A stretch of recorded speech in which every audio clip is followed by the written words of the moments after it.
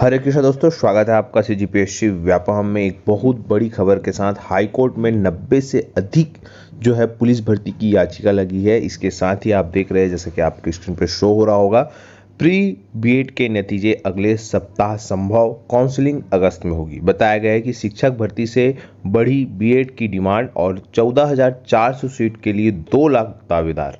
बताया गया है कि देखिए, प्री बीएड के लिए अगर दावेदार के बढ़ते आवेदन की बात करें तो 2018-19 में मात्र 40,000 लोग आवेदन करते थे, और वहीं 2000 अगर हम 23-24 में देखें तो 2,21,000 लोगों ने फॉर्म भरा था, जिसमें कि 2 लाख लोगों ने एग्ज़ाम दिला है। कारण वही है कि 12,489 शिक्षक भर्ती, इसके साथ ही पहले 14,000 शिक्षक भर्ती ऑलरेडी हो चुकी थी और लोगों को था ही कि चुनाव के समय भर्तियां आएंगी, और इसके साथ ही एक बार और आस है कि फिर से हो सकता है चुनाव के पहले 14,000 जो मैदानी इलाकों में जो 2019 में भर्ती आई थी वैसी भर्ती और आ जाए। तो इस कारण जो है इसमें आवेदन बढ़े हैं, और बताया गया है कि जून में बीएड की प्रवेश परीक्षा हुई, जिसके नतीजे अगले सप्ताह जारी होने की संभावना है। इसे लेकर जो व्यापम है वो अपनी तैयारी में जुट चुका है। जानकारी में बताया कि जो 2023-24 में 2,21,000 फॉर्म आए थे। इसके अलावा अगर हम देखें तो इस बार न कॉलेज बढ़े और न ही सीटें बढ़ी है, और फिर भी जो है आवेदन आए हुए हैं। बीएड डीएड में प्रवेश के लिए जो काउंसलिंग है वो 15 से पहले, बीएड व डीएड में एडमिशन के लिए काउंसलिंग 15 अगस्त से पहले शुरू होने की संभावना है। राज्य शैक्षणिक अनुसंधान व प्रशिक्षण परिषद यानी SCRT के माध्यम से यह काउंसलिंग होगी। तो कहीं ना कहीं यह कहा जा सकता है कि जो अगले सप्ताह है वो व्यापम जो है फिर से अब प्रवेश परीक्षाओं का जो रिजल्ट है वो घोषित कर सकता है। इसके साथ ही जो रुके हुए मॉडल आंसर है और साथ में जो रुके हुए रिजल्ट है, चाहे वो प्रवेश परीक्षाओं के ही क्यों ना हो, तो वो जो है वो अगले सप्ताह व्यापम जारी कर सकता है। तो ये रही बात आपकी शिक्षक भर्ती पर जो इतने सारे आवेदन आए थे उसके संबंध में। अब हम बहुत ही महत्वपूर्ण बात करते हैं, जो कि है पुलिस भर्ती के संबंध में, जहां पे हाई कोर्ट में 90 से अधिक याचिकाएं लगी है। जैसा कि आपके स्क्रीन पर शो हो रहा होगा, यहाँ बताया गया है कि व्यापम ने पुलिस भर्ती बनी सबसे बड़ी विवाद परीक्षा। व्यापम की जो पुलिस भर्ती है वो सबसे विवादित परीक्षा है, ऐसा बताया गया है। हाई कोर्ट में 90 से अधिक याचिकाएं अब सुप्रीम कोर्ट जाने की तैयारी में परीक्षार्थी।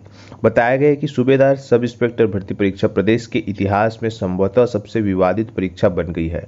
हाई कोर्ट में अब तक करीब 90 याचिका लगाई जा चुकी है। हाई कोर्ट ने व्यापम, डीजीपी समेत अन्य को नोटिस जारी किया है। अब कुछ अभ्यर्थी सुप्रीम कोर्ट जाने की तैयारी में। अभ्यर्थियों का कहना है कि व्यापम ने परीक्षा को लेकर अपने ही नियमों का पालन नहीं किया।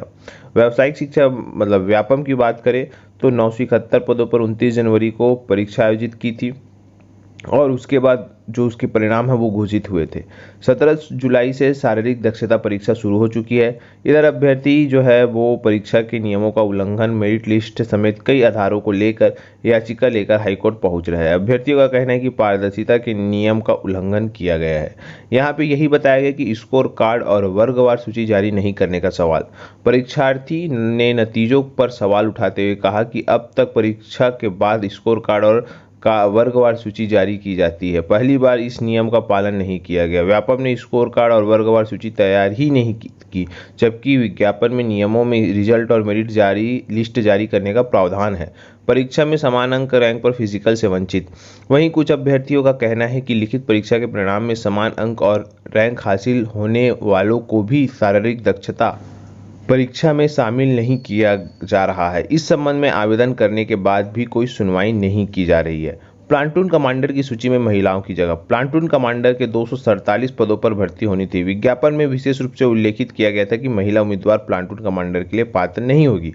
16 मई 2023 को मुख्य लिखित परीक्षा के पात्र अभ्यर्थियों की सूची 1,843 महिलाओं के नाम जो है वो शामिल किए गए। अभ्यर्थियों का कहना है कि इस वजह से 1,843 पुरुष अभ्यर्थी शारीरिक दक्षता परीक्षा में शामिल नहीं हो सके। मेरिट लिस्ट को भी चुनौती दी गई है। अभ्यर्थियों ने मेरिट लिस्ट हाईकोर्ट में चुनौती देते हुए कारण बताया है कि सूची में भर्ती नियमों का पालन नहीं किया गया है। इस कारण जो है मुख्य परीक्षा में शामिल होने से वंचित हो गए। प्रारंभिक सूची में कुल 20 गुना अभ्यर्थियों को मेरिट के आधार पर चयनित किया जाना था, लेकिन अब प्रारंभिक परीक्षा में ही वर्गवार छटनी की सूची जो है तैयार की गई है। भूतपूर्व सैनिक भी सुप्रीम हाई कोर्ट पहुंचे हैं। भूतपूर्व सैनिकों ने याचिका लगाई है कि इसमें बताया गया कि युवाओं और सेवा से रिटायर हो चुके भूतपूर्व सैनिकों के लिए एक समान फिजिकल टेस्ट का प्रावधान किया गया है। यह प्राकृतिक न्याय के सिद्धांतों के खिलाफ है। यह भी बताया गया है कि इसे लेकर राज्य शासन का आवेदन दिया गया है, लेकिन इस पर कोई निर्णय नहीं लिया जा रहा है। हालांकि हाईकोर्ट में उन्हें राहत नहीं मिली, उन्हें संबंधित प्राधिकारों के पास आवेदन करने को कहा गया है। तो इस प्रकार से आप देख रहे हैं कि हाईकोर्ट में टोटल 90 याचिकाएं लगी हुई है। अब देखने वाली बात है कि इस पर आगे क्या होता है। लेकिन आपको ये बताना चाहूँगा कि आज जो है, जैसा कि आपको मैं बार बार बता रहा हूँ, आज मुख्यमंत्री जी युवाओं के साथ भेंट मुलाकात कर रहे हैं और जिनको भेंट मुलाकात करने जाना है वो 10 बजे तक रायपुर के जो इंडोर स्टेडियम है, बलबीर सिंह जुनेजा स्टेडियम, वहाँ जाके आप भेंट मुलाकात कर सकते हैं और अपनी मांग रख सकते हैं। ये देख सकते हैं आप लोग, बलबीर सिंह जुनेजा स्टेडियम का जो तैयारी है मुख्यमंत्री जी के आने के पहले का है। तो बिल्कुल आप लोग वहाँ पे जाइए और अगर आप लोग रायपुर संभाग के हैं तो वहाँ पे आसपास के हैं तो आप लोग वहाँ जाके अपना सवाल पूछ सकते हैं। तो वीडियो यहीं तक। आशा करता हूँ वीडियो अच्छा लगा होगा। अगर वीडियो अच्छा लगा तो इसे ज़्यादा से ज़्यादा तक शेयर, लाइक एंड सब्सक्राइब जरूर करो। वीडियो देखने के लिए धन्यवाद।